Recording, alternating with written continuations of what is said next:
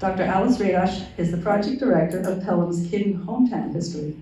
After graduating Pelham Memorial High School, Dr. Radosh went on to obtain a doctorate in neuropsychology at the City University of New York.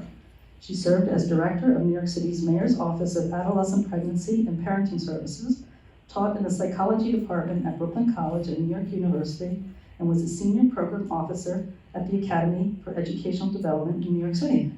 Please help me welcome Dr. Radosh.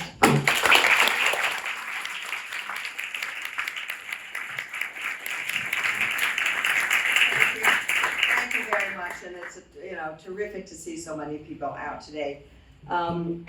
Speakers often open with something like, it's a pleasure to be here at, and then you fill in the name of the venue. But in this case, it really is a pleasure to be at the Bartow-Pell Mansion Museum, because for about a year, I've been immersed in the world of the Bartows and the Pells. So thanks to the museum, thanks to Progressive Women of Pelham and Bridges of Pelham for sponsoring this event. The aspect of the Bartows and Pells that I've been researching is rarely spoken about. It's a world that I call, as you see, Pelham's Hidden Hometown History. About a year ago, I found this book on the bookshelf of, sitting there probably, but only in the pandemic do you find the books you haven't seen forever. And it's called Ancient Town of Pelham, a brief but most complete and true account of the settlement of the ancient town of Pelham. Has a lot of technical information, including a census from 1790. And beneath the census chart, it said, see page 173 for a census of slaves in Pelham. The slaves in Pelham? This book was published in 1946, 76 years ago, and it documented that there were enslaved people in Pelham.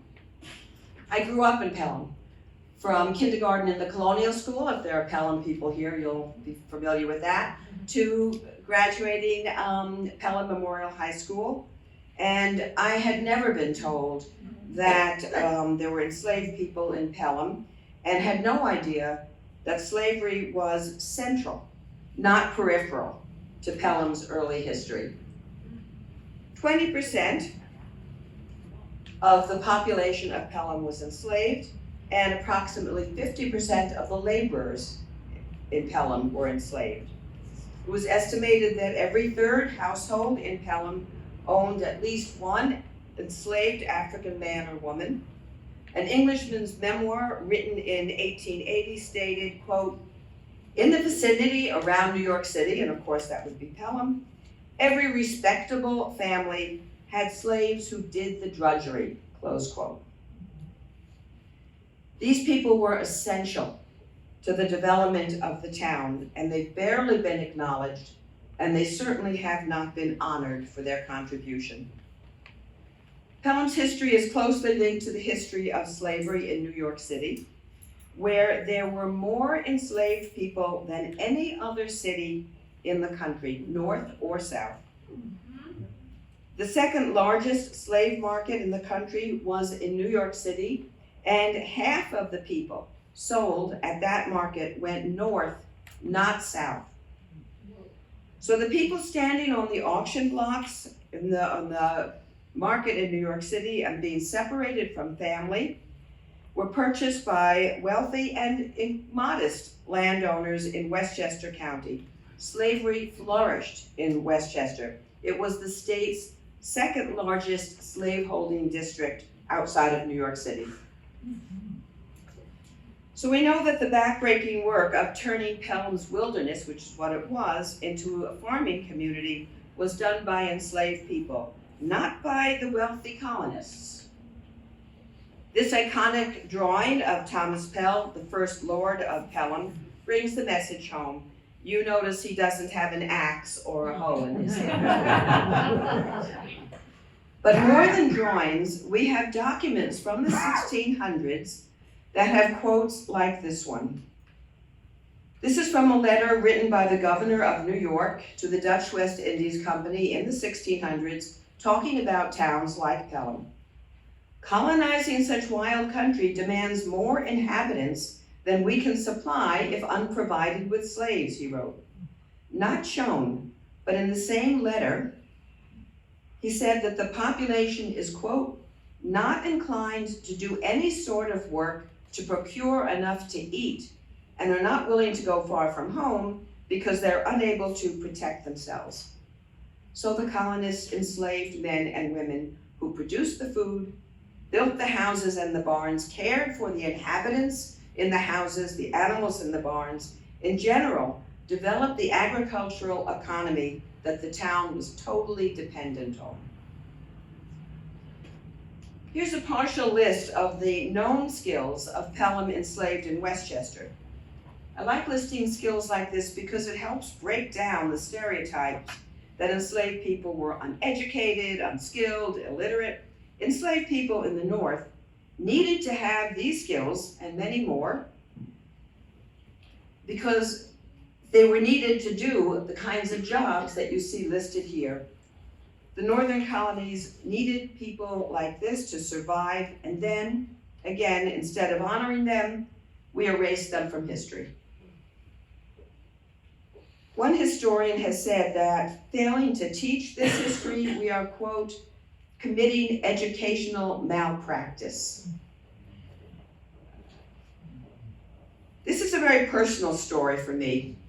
What motivated me to do this research was that the history took place in my hometown, not in Mississippi, not in South Carolina. And then I discovered that the story of slavery was not only about my hometown, it actually involved my home. It involved the land under which my house, the house I grew up in, sat. Here's what I discovered. First, this is my high school, Pelham Memorial High School, 100 years old, this last year, I think. And there's a plaque in front of the school that says, the school was built on land that had been Philip Pell's farm. This plaque was there when I attended Pelham Memorial High School, and it's still there. Pell, as you can see, if you can read it there in the back, he was a delegate to the Continental Congress. He was a regent in the State University, among other things. But here's what the plaque does not tell us. Philip Pell enslaved 9 people, which made him one of the largest enslavers in Pelham. Few families in Pelham enslaved more than 3 or 4 people, and we'll talk about that later. Then I looked up where Colonel Pell lived and discovered that my house is located in a straight line directly between his mansion and the high school. That's his mansion on the corner of Colonial Avenue, 2 blocks from my house. There's my house, also on the corner of Colonial Avenue, and his property continued on straight down to the school located on Colonial Avenue. It then continued on down to the river. So less than 250 years before my family moved in, 9 enslaved people had worked the land directly below my house. And until now, I had no idea of this fact. And I will bet that the current owners also have no idea either. It truly is hidden history. So what do we know about the enslavers and the enslaved in Pelham?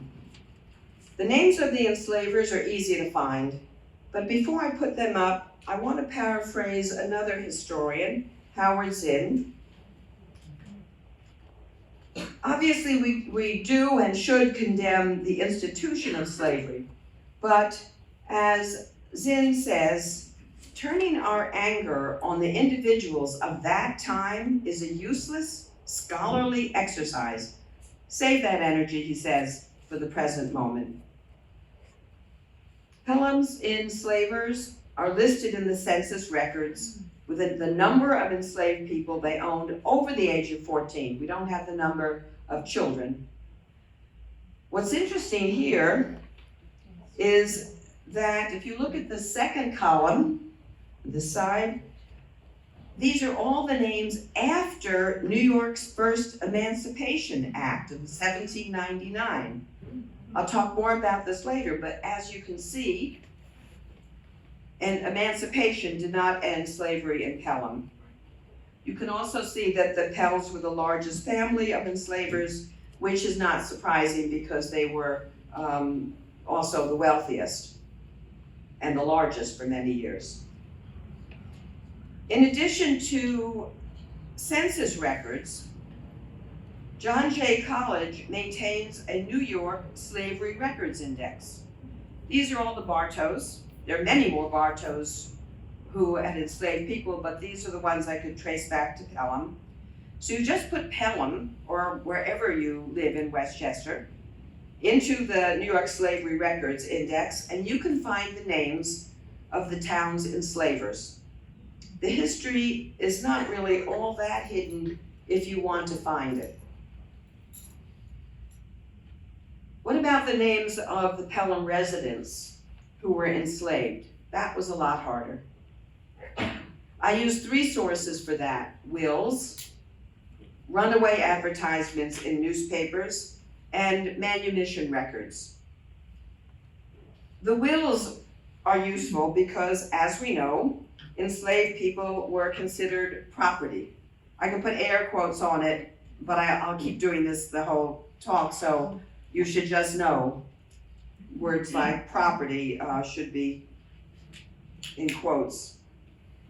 So people passed along their property to family members, and I found the names of 11 men, women, and children listed as property to be divided up among family members.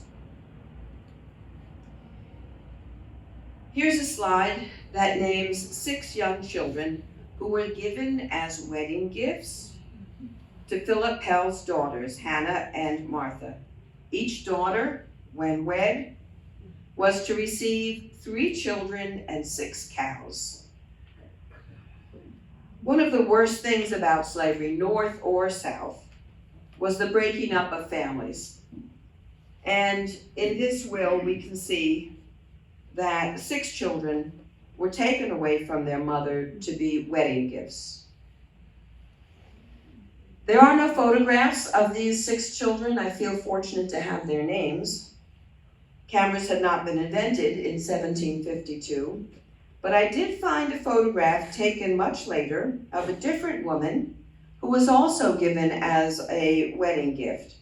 This is Judy Jackson, who lived just a bit north of Pelham, and she was taken from her mother and sold when she was either 2 or 3 years old. She was given as a wedding gift when she was 11. She was eventually freed and lived to be 90 years of age.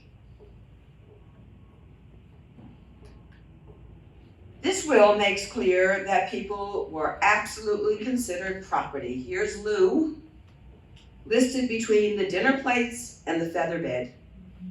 Another piece of property.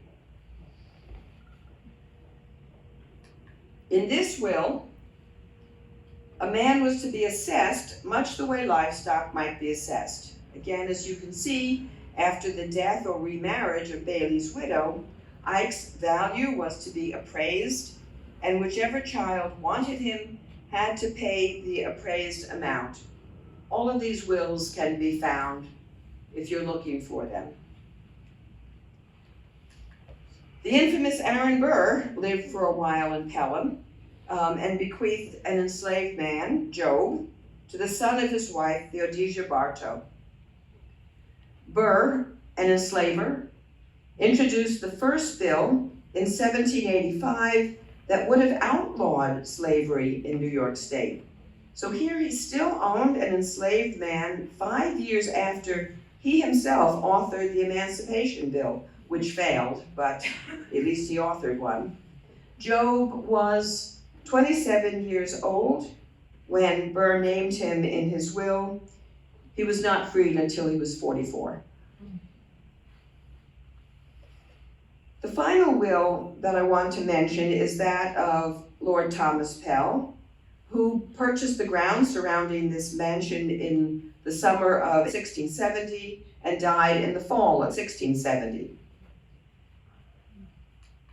Pell's will is described in an important document, if you're studying this area, entitled Pelham.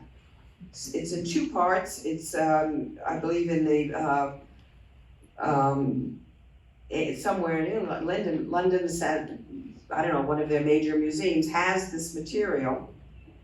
And Pelham was published in 1962, more or less the current era, not that long ago.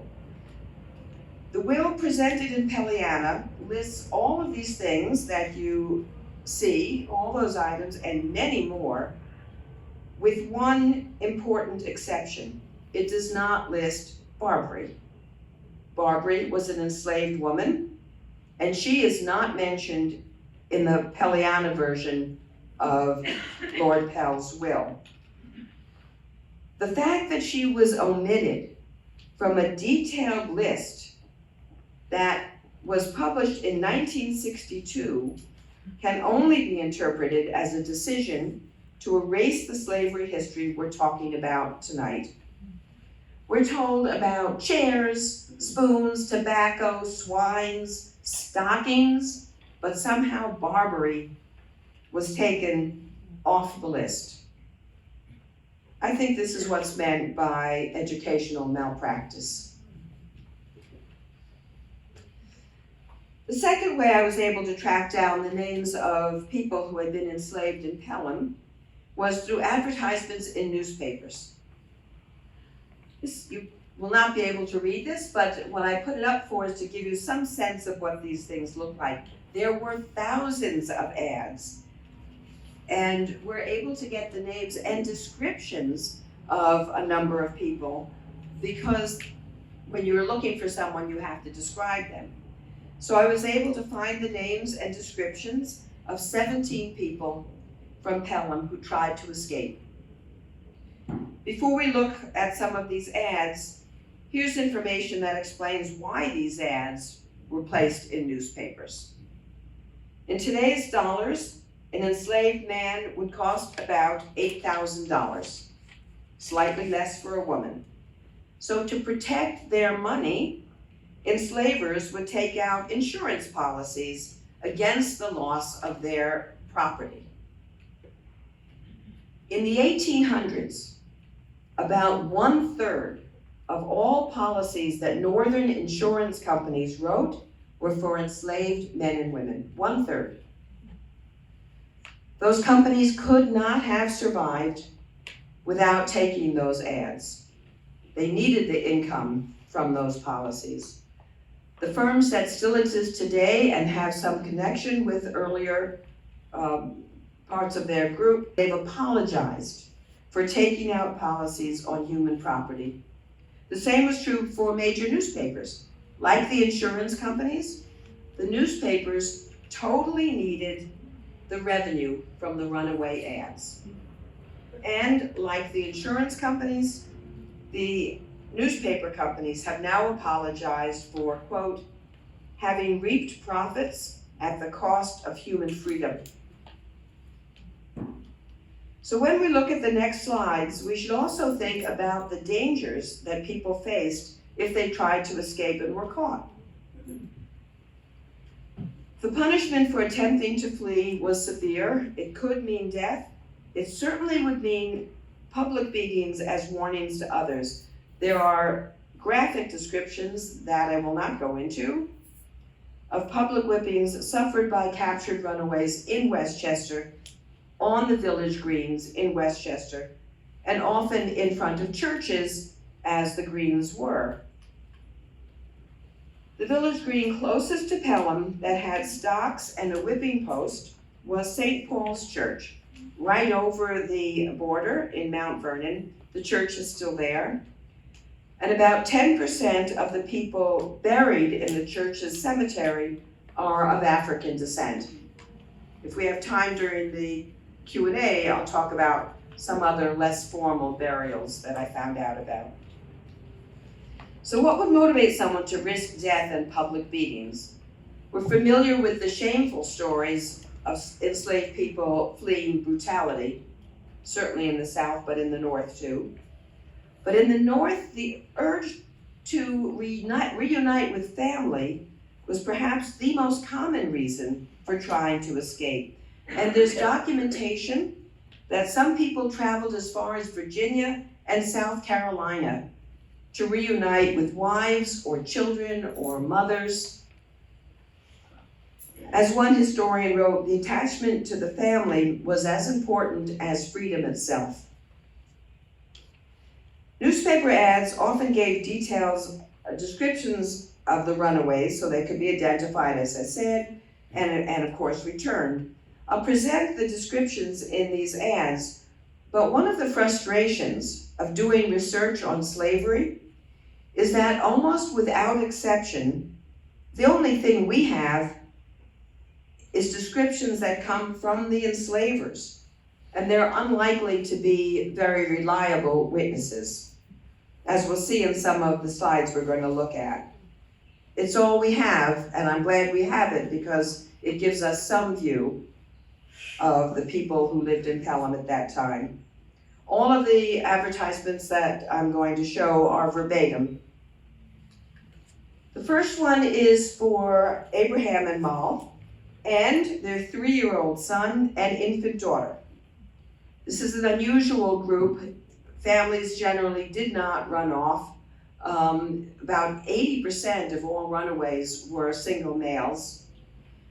Obviously, running as a family was much riskier, but Abraham and Maul might have escaped because they were seen on Long Island, where there was a large free black community.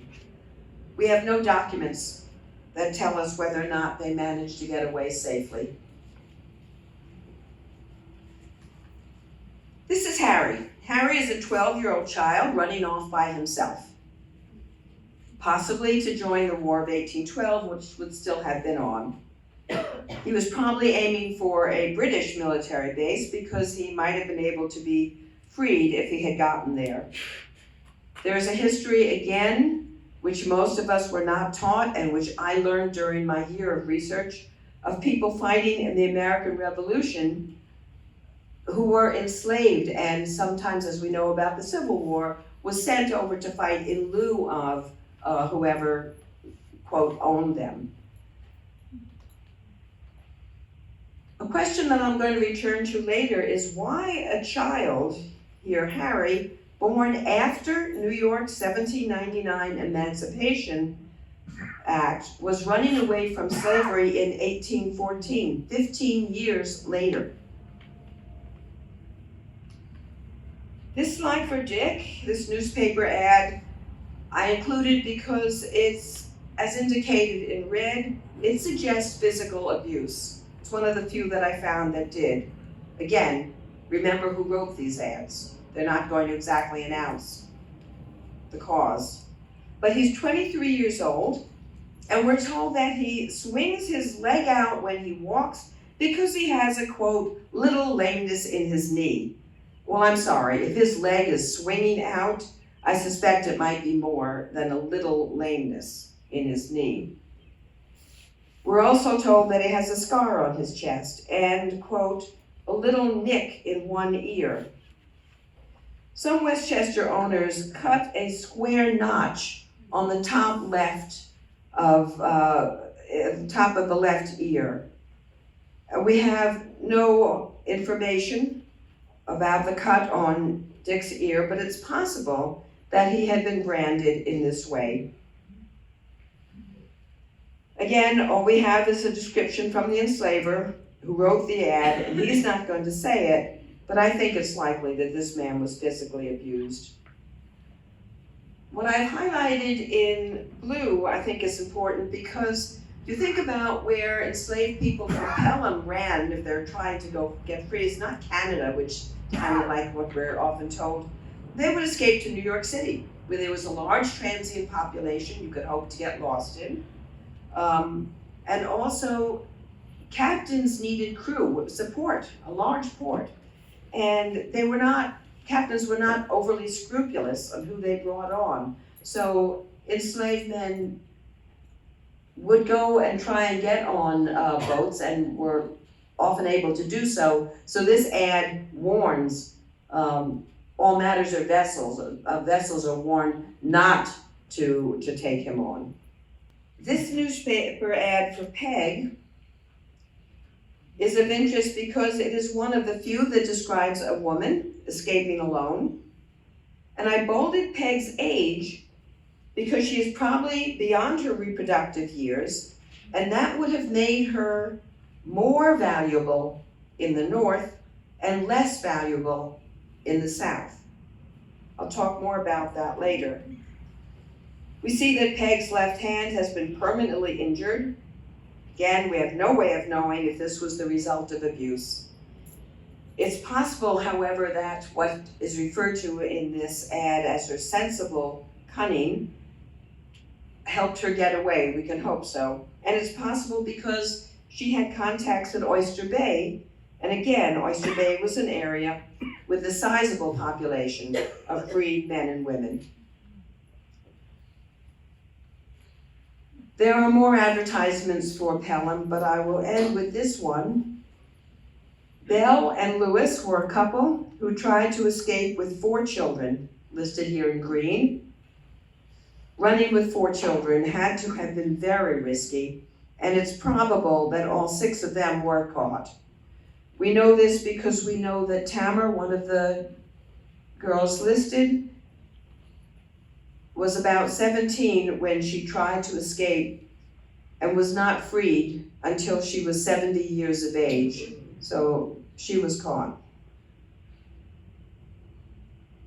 There are more newspaper ads. I can't put them all up because I want to talk about how slavery in Pelham and most Westchester towns differed from Southern plantation slavery.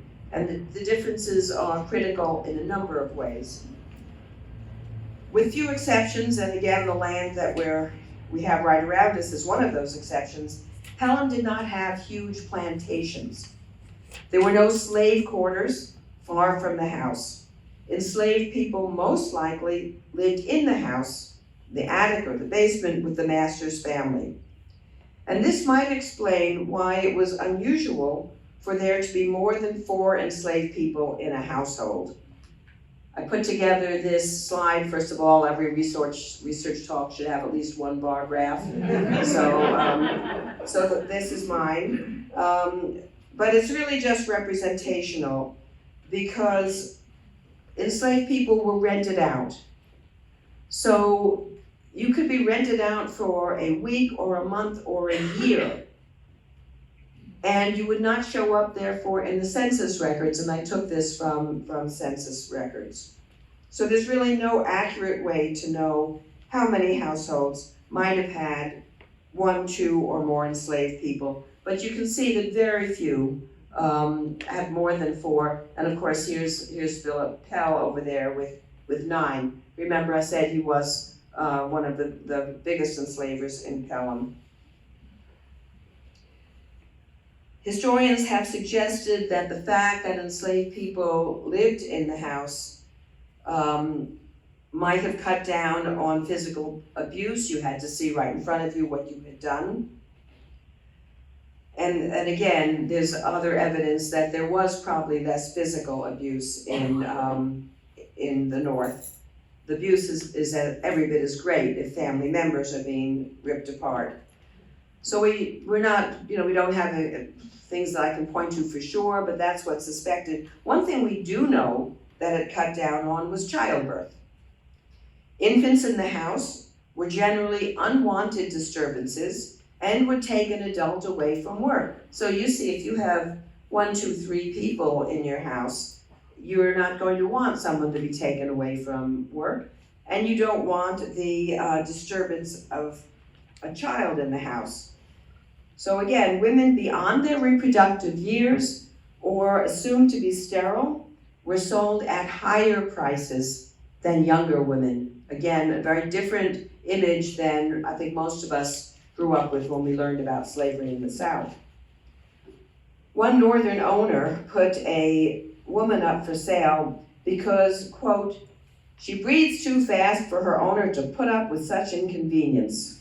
That's directly from his ad.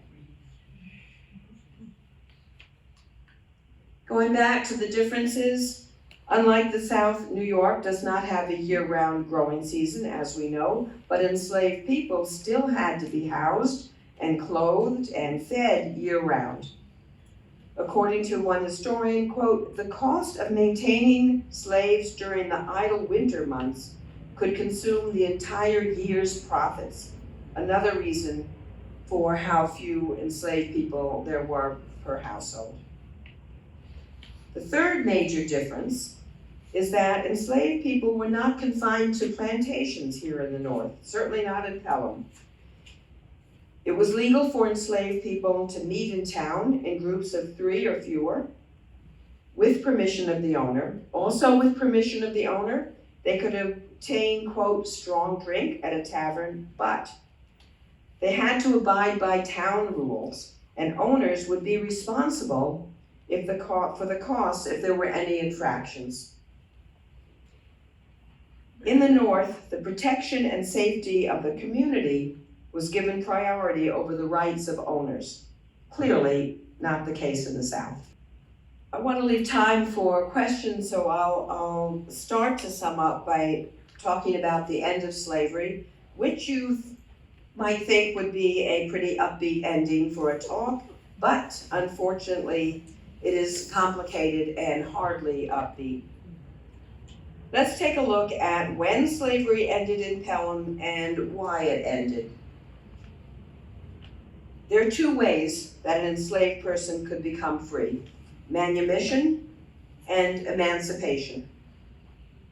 Manumission is simply deciding to free someone, not wait until there was a law passed. But in fact, it was not quite so simple. In towns in Westchester, and we know for sure in Pelham specifically, you could not simply open the door and say, get out, you're free, good luck, because the newly freed person might become a financial burden on the town. To avoid shouldering this burden, Pelham had a group called, quote, overseers of the poor, and they could levy a fee on an owner who freed an enslaved person. And the fee was considerable. Again, in today's dollars, it could be almost $15,000. However, if the owner had trained the enslaved person in a skill and given the person the tools needed to perform that skill, the overseers of the poor would issue a certificate stating that the freed man was, quote, of sufficient ability to provide for himself, and the enslaver's fee would be waived. It was also possible to avoid a high fee by setting up a lifetime annuity for the people being manumitted. I had no idea that annuities were set up. They're not unusual in the North, and I found one instance of one in Pelham. William Bailey avoided a high fee because his will stipulated that upon his death, quote, my Negro woman Sarah shall be maintained in a decent and comfortable manner out of my estate. We should be clear that creating an annuity does not make someone a, quote, good slaver. Annuities were not necessarily acts of kindness. They were a considerable saving of money. To quote a current historian, there were no good slave owners. When you assign a degree of severity, you start with bad and go from there. Now let's look at New York State's emancipation laws that would have affected Pelham. As you can see, there were 2 failed attempts, one in 1777, and there's our Aaron Bills, Burr in 1785. I believe his was voted down 33-13. It wasn't until 1799 that New York finally passed the Gradual Emancipation Act. New York, by the way, was the second to last state in the North to sign on to the Emancipation Act of 1799, which again gives us some idea how important enslaved labor was to this state. To call this act gradual is an understatement.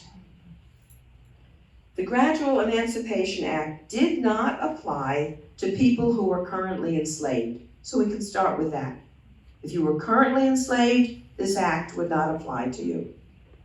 It did say that the children of enslaved women would be born free, legally, but those children, if female, would have to serve the master, unpaid, for 25 years, and if male, for 28 years.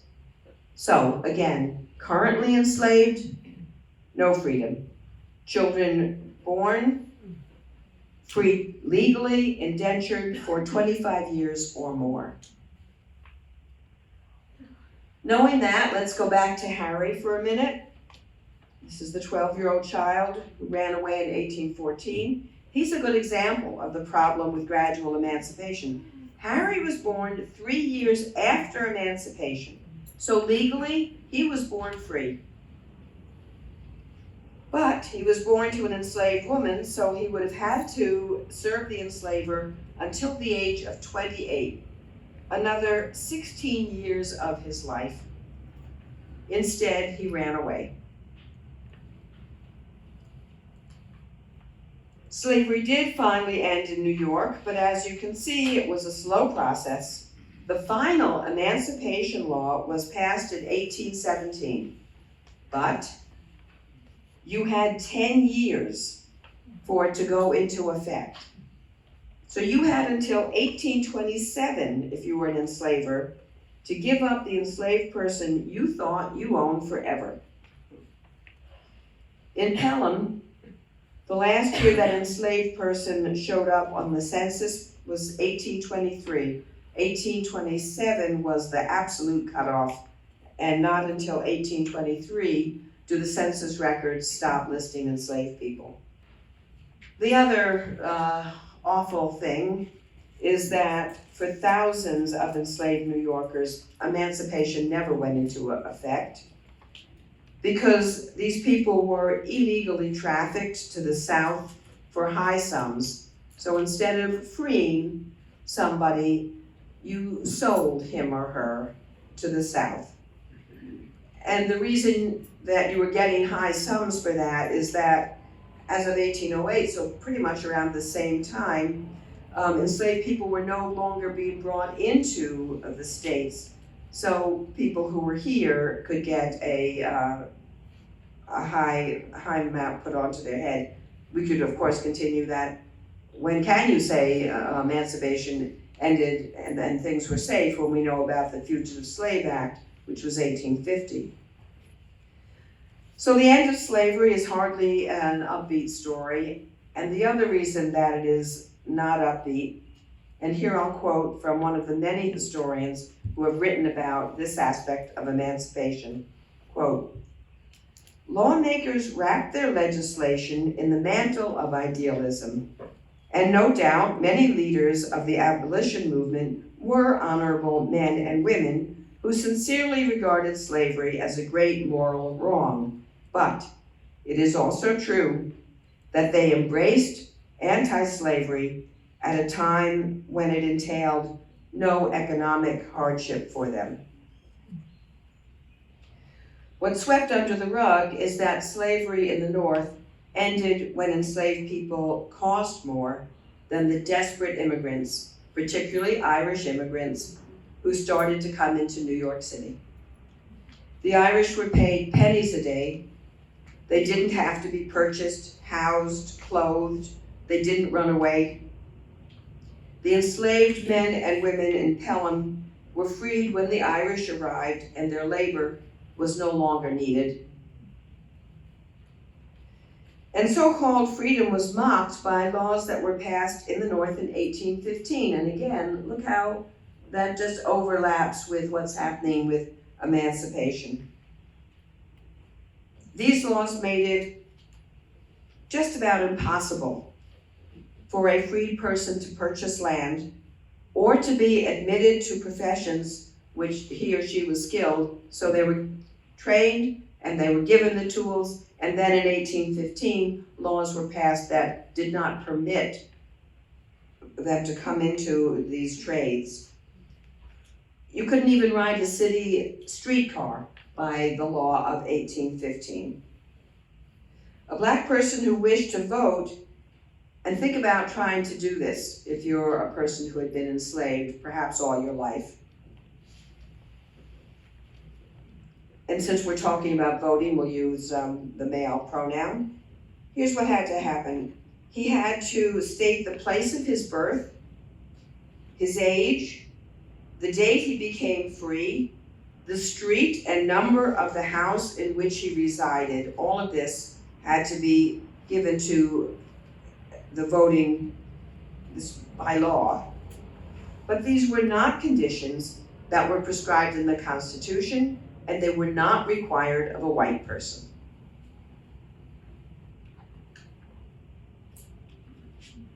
I'll end by quoting from Annette Gordon Reed's book on Juneteenth. If you don't know it, I'd recommend it to parents, for children, for yourselves, for teachers certainly. It's a slim and interesting book. She wrote, "Enslaved people have had their stories written out of history. We can do our part to rectify that. Today, the phrase, 'say their names,' invokes the importance of not forgetting." These are the names of the people, these 29 people whose names I found who lived in Pelham.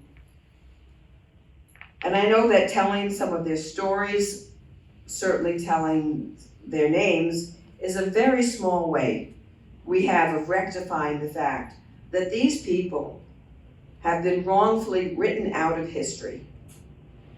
We can write them back in and teach history to others. And clearly I hope that this talk will be part of doing that. Thank you again for coming.